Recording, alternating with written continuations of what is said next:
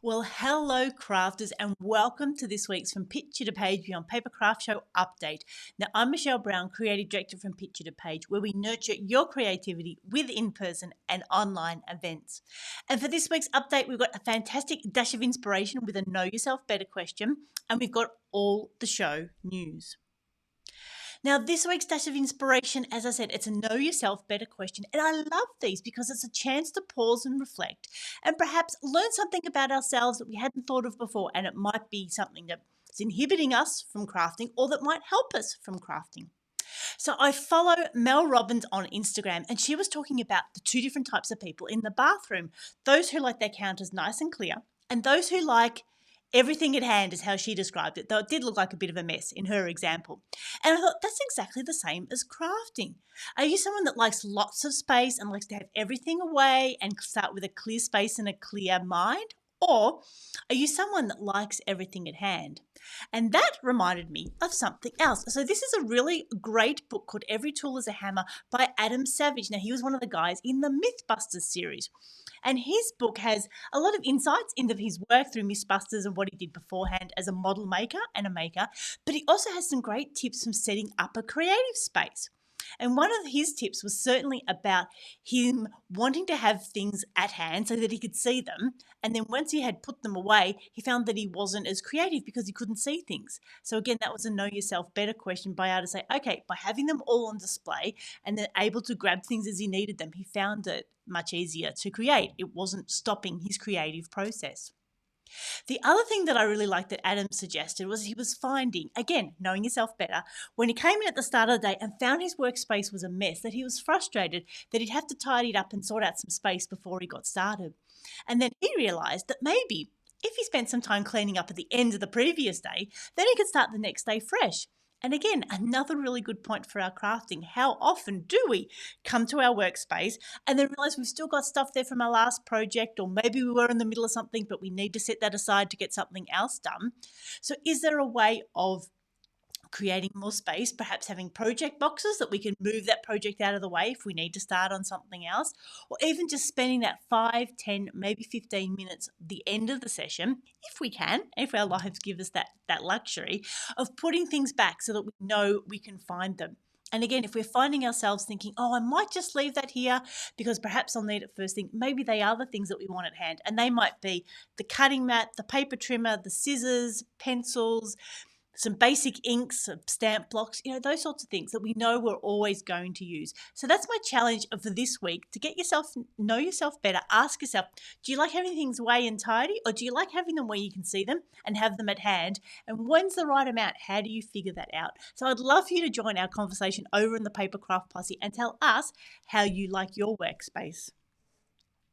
Now, our D-Stash market is not far away. It is on Saturday, the 2nd of March, and applications will be open next week. So make sure you're on our email list, and to do that, head over to our website, from picturetopageandbeyond.com.au. Scroll down and pop in your name and address.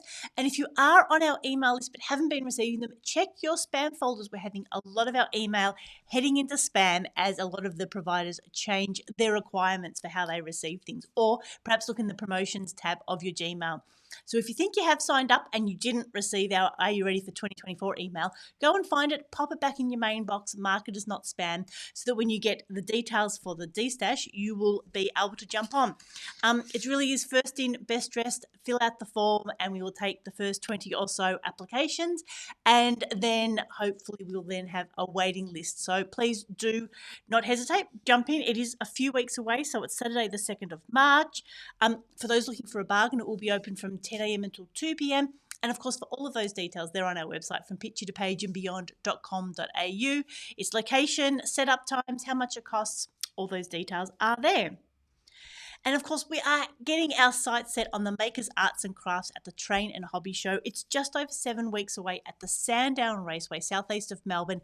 Heaps of free parking, accessible by public transport, both by bus and by train.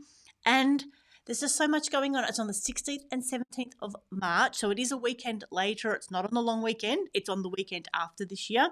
And there really is something there for everyone. It's the opportunity to grab the family.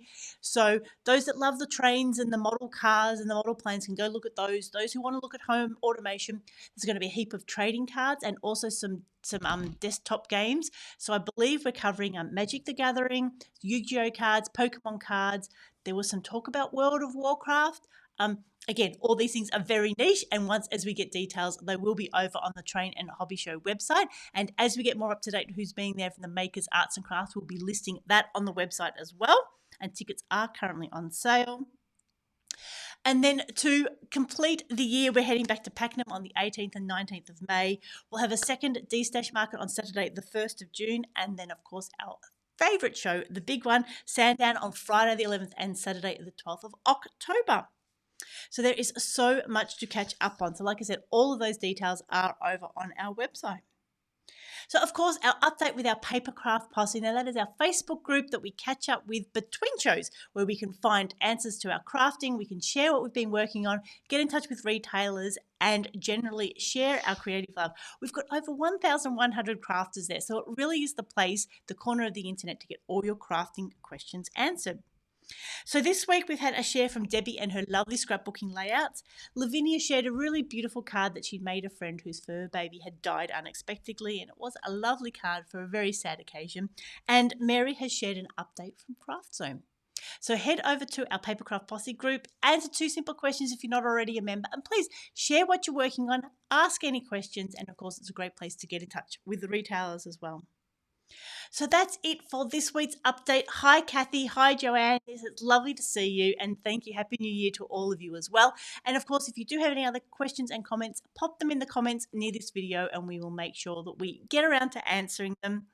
So our dash of inspiration, like we said, are you someone who likes things really neat and tidy and put away and lots of clear space? Or are you better having things at hand?